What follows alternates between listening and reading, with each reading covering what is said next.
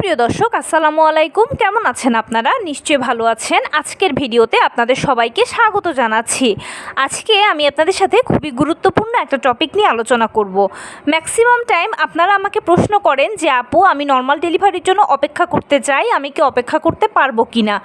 যখনই আপনার এই দুটো জিনিস ঠিক থাকবে তখনই আপনি নর্মাল ডেলিভারির জন্য অপেক্ষা করতে পারবেন। প্রথমবার বা আগেরবার যদি সিজার হয়ে থাকে তাহলে পরবর্তীতেও যদি নর্মাল ডেলিভারির জন্য অপেক্ষা করতে চান তখনও সেক্ষেত্রে এই দুটো জিনিস অবশ্যই ঠিক থাকা লাগবে। চলুন জানাচ্ছি সেই জিনিসগুলো কি কি। বাই দ্য ওয়ে, মূল ভিডিওতে যাওয়ার আগে একটা কথা বলি, আমি আমার চ্যানেলে pregnancy related, specially normal delivery related অনেক ইম্পর্ট্যান্ট তথ্য ভিডিও আকারে শেয়ার করে থাকি। এই তথ্যগুলো আমার পার্সোনাল এক্সপেরিয়েন্স ও আমার ডক্টরের সাজেশান থেকে নেওয়া। তাই আমার চ্যানেলটিকে যদি একবার আপনারা ভিজিট করেন তাহলে আপনারা আপনাদের প্রশ্নাতীত মনের অনেক প্রশ্নের উত্তর পেয়ে যেতে পারেন। আমন্ত্রণ জানাবো আমার চ্যানেলটিকে একবার ভিজিট করে দেখার জন্য। এবারে চলুন মূল আলোচনায় যাওয়া যাক। আমি শুরুতেই বলেছি আজকে আলোচনা করব, ম্যাক্সিমাম টাইম আপনারা আমাকে প্রশ্ন করেন যে আপু, নর্মাল ডেলিভারির জন্য অপেক্ষা করতে চাই, পারবো কি না।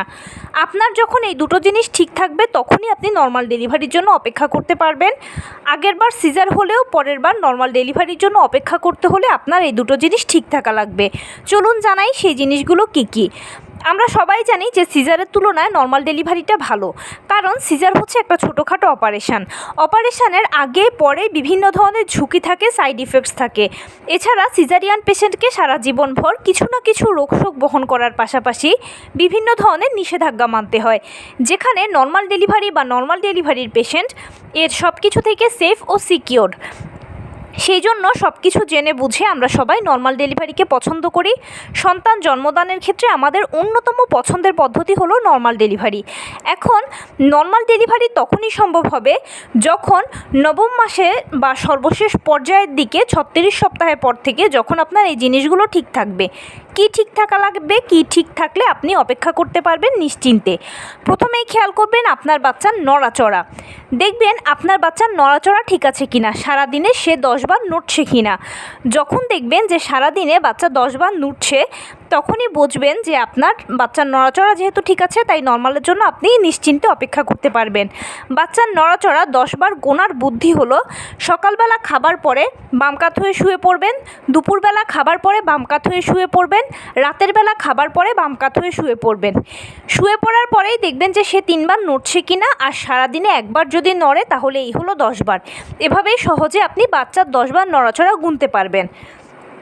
তবে এখানে একটা কথা বলি, 8 মাস পর্যন্ত আপনি বাচ্চা যেরকম নড়াচড়া পেয়েছেন, মানে যে একটা স্ট্রং নড়াচড়া, সে আপনাকে জোরে জোরে লাথি মারা বা কুনোই দিয়ে গুঁতো দেওয়া বা খামচানো, যা এই ধরনের যে একটা মুভমেন্টগুলো আপনি স্ট্রং পেয়েছেন, নবম মাসে পড়লে বা 36 সপ্তাহের পর থেকে 37, 38, 39 এই সপ্তাহগুলোর দিকে আপনি এই মুভমেন্টগুলো কম পাবেন বা কম বুঝবেন।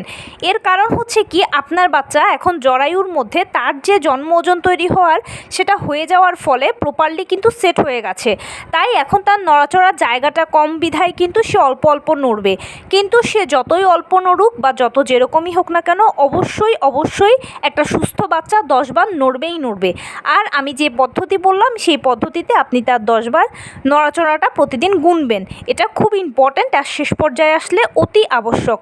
বাচ্চার নড়াচড়া যদি কম পান, যেমন আপনার বাচ্চার আপনি সারাদিনে 7 বার বা 8 বারও যদি নড়াচড়া পান তাহলেও ঘাবড়ানোর কিছু নেই। কিন্তু পুরো 24 ঘন্টা পার হয়ে গেছে, একবার বুঝছেন বা দুবার বুঝছেন, কিংবা অনেক চেষ্টা করে আপনি বুঝতে পারছেন না, বা পেটটা শক্ত হয়ে আছে, উঁচু হয়ে আছে, এই ধরনের যদি হয়ে থাকে তাহলে অতি দ্রুত আপনি ডক্টরের সাথে যোগাযোগ করতে হবে। তখনই ডাক্তার চেক আপ করে বলবেন যে আসলে কেন এই প্রবলেমটা হচ্ছে। এবারে যে জিনিসটা প্রয়োজন দ্বিতীয়তে, সেটা হচ্ছে গর্ভের পানি বা অ্যামনিওটিক ফ্লুইড। বাচ্চারা যেহেতু গর্ভের পানি বা অ্যামনিওটিক ফ্লুইডের ভেতর বেঁচে থাকে, সেটা যেহেতু তাদের বসবাসের জায়গা, তাই অবশ্যই গর্ভের পানি বা অ্যামনিওটিক ফ্লুইড সপ্তাহ অনুযায়ী ঠিকঠাক থাকা লাগবে।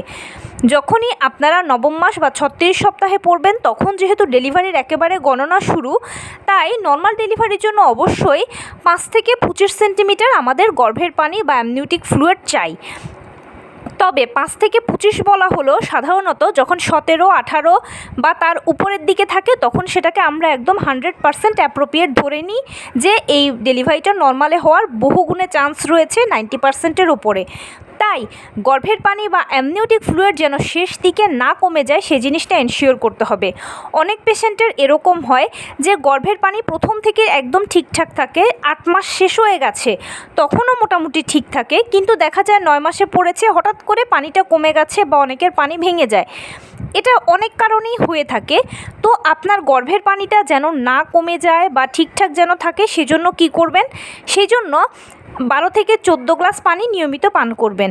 আর সেটা লিটারের হিসাবে হবে 1 থেকে 1.5 লিটার। তবে 1.5 লিটারটা এই সময়টাতে বেশি হয়ে যায়, মোটামুটি 1 লিটার বা তার থেকে একটুখানি বেশি হলে এনাফ। তার পাশাপাশি শাকসবজি, ফলমূল নিয়মিত খাবেন। এগুলোর জলীয় অংশ থেকেও কিন্তু ভালো একটা অ্যামনিওটিক ফ্লুইড তৈরি হয়। অবশ্যই প্রোটিন জাতীয় খাবার খাবেন।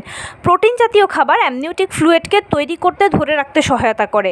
আর আমি একটা ইম্পর্ট্যান্ট টিপস দেবো এখানে, সেটা হচ্ছে যে আপনারা যখনই যে খাবারটা খাবেন প্রেগন্যান্সি পিরিয়ডেই অথবা নবম মাসের পর থেকেও যে খাবারটাই আপনারা খান না কেন একটু কুসুম গরম খাবেন। কুসুম গরম খাবারগুলো অ্যামনিওটিক ফ্লুইডকে ধরে রাখতে সহায়তা করে।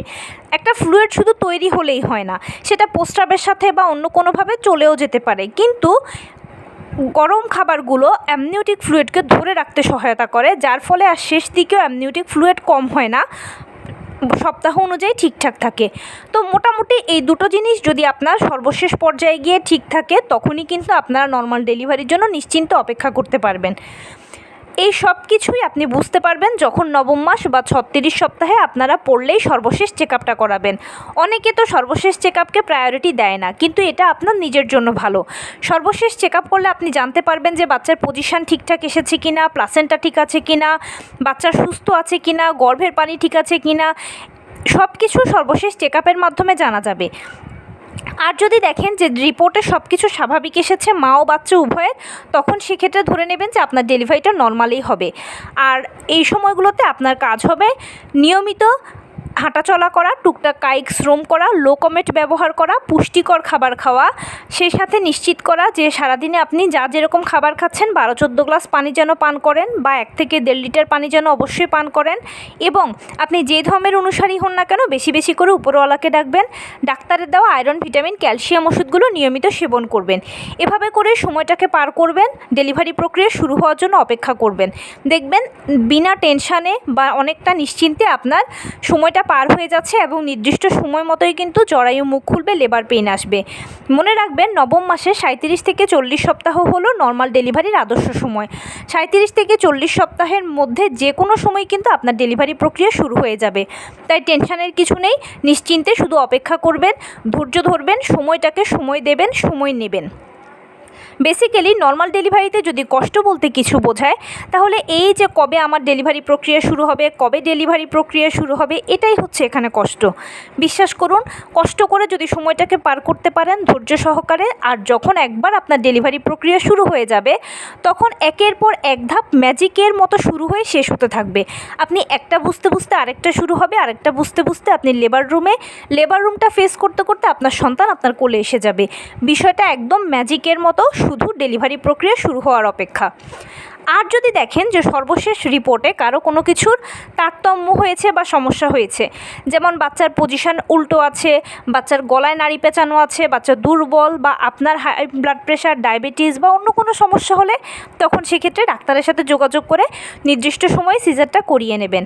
সিজারের ক্ষেত্রে অনেকে আমাকে বলেন, প্রশ্ন করেন যে আপু কত সপ্তাহে আমি সিজার করাবো? যেই সপ্তাহে আপনার বাচ্চা ম্যাচিউর হয়ে যাবে সেই সপ্তাহে আপনারা সিজার করাতে পারবেন, কোনো সমস্যা নেই। চেক আপ করে ডাক্তারই বলে দেবে যে বাচ্চা ম্যাচিউর হয়ে গেছে, এই সমস্যার জন্য সিজারের প্রয়োজন হচ্ছে, অমুক দিনের অমুক সময় অমুক তারিখে সিজারটা করিয়ে ফেলবেন। আপনি সে মতে গিয়ে সিজার করালেই হয়ে যাবে।